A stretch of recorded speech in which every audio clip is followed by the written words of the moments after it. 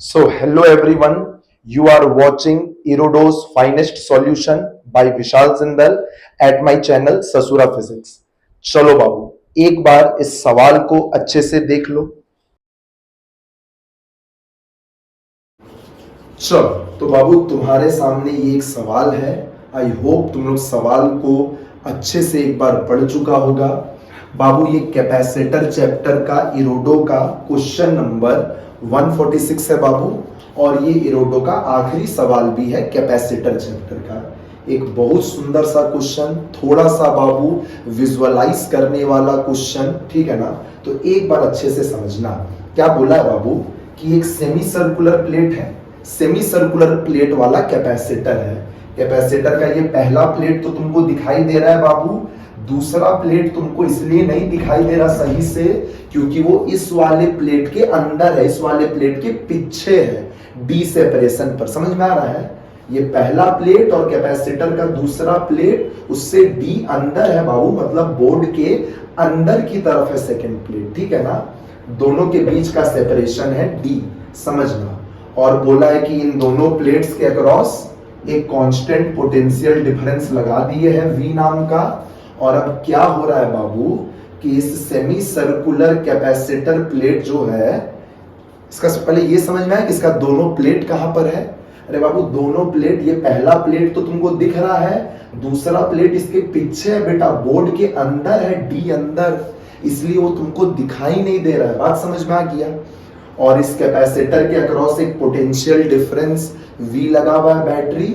और अब इस कैपेसिटर के अंदर एक डाइलेक्ट्रिक घुस रहा है बेटा, सेमी सर्कुलर शेप का ही डाइलेक्ट्रिक अंदर घुस रहा है, बात समझना। और उस डाइलेक्ट्रिक पर तुमको टॉर्क बताना है इसके पॉइंट O यानी कि सेमी सर्कल के सेंटर के अबाउट। तो समझना बाबू अब इस क्वेश्चन को कैसे सॉल्व किए, समझना। तो सबसे पहले तो ये सेमी सर्कुलर शेप का कैपेसिटर है, ठीक है ना।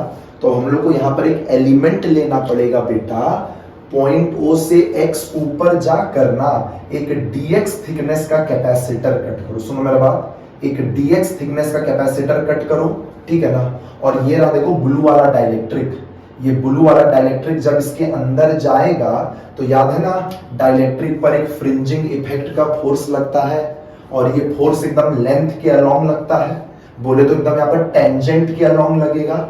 बताओ तो इस डाइलेक्ट्रिक पर ये df कितना लगेगा। df का फॉर्मूला हम लोग को आता है ना, कैपेसिटर का कांस्टेंट पोटेंशियल डिफरेंस V है, df का फॉर्मूला याद है ना, U0/L × K-1। अब ध्यान से देखना कितना सुंदर से df का वैल्यू लिख लेगा और क्वेश्चन खत्म हो जाएगा। U0 क्या है? ये वाला जो कैपेसिटर है, ये वाला जो सेक्शन है, बस इसका कैपेसिटेंस का भी अभी हम लोग बात करेंगे बेटा, पूरा का बात एक साथ नहीं हो सकता है। यहां से x जा करके dx थिकनेस का एक कैपेसिटर कट किए है, बात समझ में आ रहा है ना। चलो U0 क्या होता है? इस कैपेसिटर का, वैक्यूम वाले कैपेसिटर का एनर्जी बताओ, एनर्जी ऑफ वैक्यूम कैपेसिटर, दिख रहा है ये कैपेसिटर। बताओ तो इस कैपेसिटर का, सबसे पहले बताओ ना, इस कैपेसिटर का एरिया कितना लिखेगा तुम, बताओ ना। U0 का वैल्यू क्या होगा? Half CV², half. अब देखो कैपेसिटेंस कैसे लिखे बेटा, बस इसी में कलाकारी है।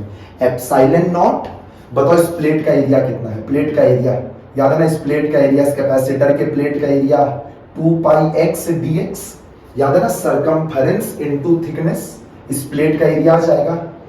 तो एप्सिलॉन नॉट A/d क्या होगा? प्लेट सेपरेशन बेटा, एक ये वाला टुकड़ा और सेम पेज के D अंदर एक और ऐसा टुकड़ा होगा, दोनों के बीच का सेपरेशन तो D ही ना होगा। तो एप्सिलॉन नॉट A/d, बस इतना ही करना था, हाफ CV² U0 हाँ L क्या होता था? उस कैपेसिटर का लेंथ, बताओ इस कैपेसिटर का लेंथ कितना होगा?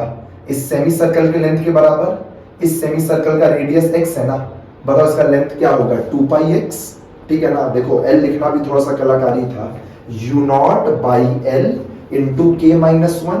इस डाइलेक्ट्रिक का डाइलेक्ट्रिक कांस्टेंट K है, मतलब K का वैल्यू लोग एप्सिलॉन बोलता है रोडो में, तो एप्सिलॉन -1 लिख दिए, बस अब हो गया बाबू।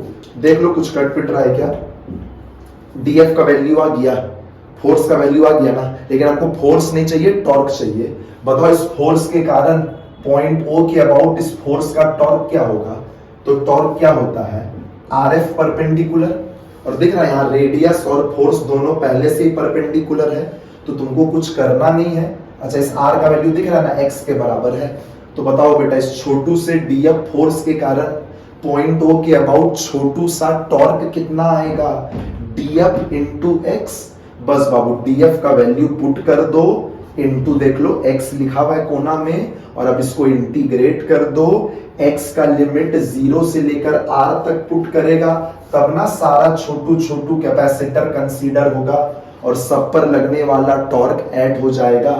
0 से आर का लिमिट पुट कर दो, ये सारा कचड़ा तो कांस्टेंट है, बाहर आ गया, बचा एक्स डीएक्स।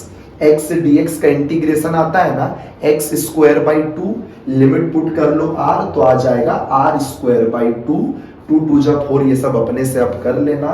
एकदम टॉर्क का यही आंसर तेरा मैच कर जाएगा।